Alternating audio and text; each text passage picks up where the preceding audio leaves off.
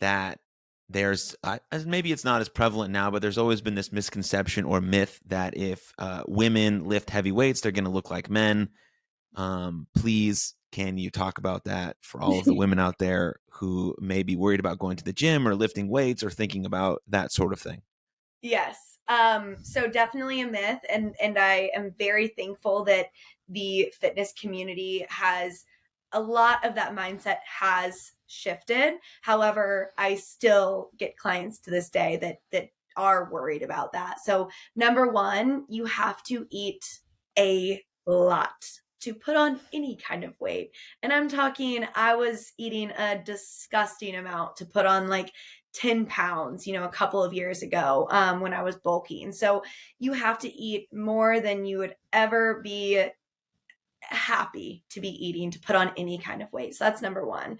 Number two is that women just don't have the testosterone levels that men do to put on the kind of muscle that men do. And even for men, it's hard to put on, a ton of muscle. So you have to understand that our bodies are just not made up the same way that men's are, where you're going to do a couple of shoulder press and have, Arnold Schwarzenegger shoulders. That's just not physically possible. So, what I like to tell women, especially, is that we would literally need you on a 3,500 calorie diet to have you on any kind of bulk where you're seeing significant muscle mass increase, and feeling like you're gaining size.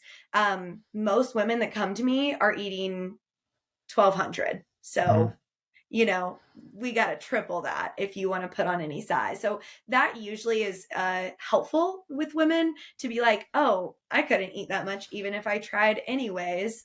So, that's not a problem for me.